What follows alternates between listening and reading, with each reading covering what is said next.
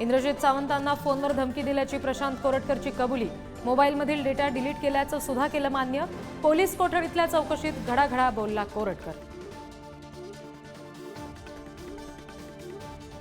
दिशा सालियांचा postmortem report. पुढारी न्यूजच्या हाती। दिशाच्या अंगावर जखमा, डोक्याला मार, मात्र दिशावर अत्याचार झाला नसल्याचा उल्लेख।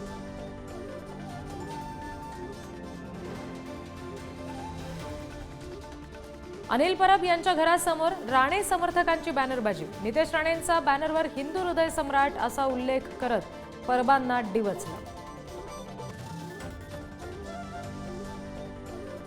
दिल्लीमध्ये आज राष्ट्रवादी शरद पवार पक्षाची राष्ट्रीय कार्यकारिणीची बैठक। बैठकीनंतर शरद पवार यांची पत्रकार परिषद होणार।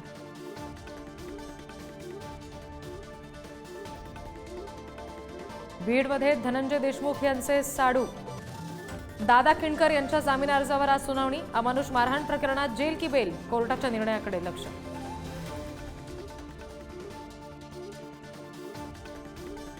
थेट मुंबई ते दुबई रेल्वे उभारण्याचा संयुक्त अमिरातीचा विचार। तब्बल 2000 किलोमीटरचा रेल्वे मार्ग समुद्राखालून जाणार।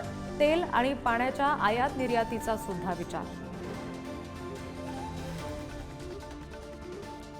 राज्यात इलेक्ट्रिक वाहनं करमुक्त करणार। मुख्यमंत्री देवेंद्र फडणवीसांची विधान परिषदेत घोषणा।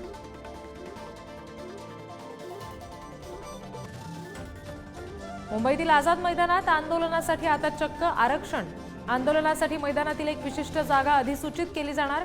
सरकारची उच्च न्यायालयात माहिती।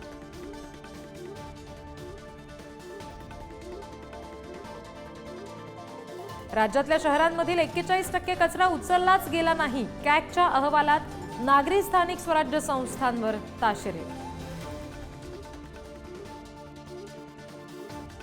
सांगली मिरजेसह जिल्ह्याला अवकाळी पावसानं सलग दुसऱ्या दिवशी झोडपलं।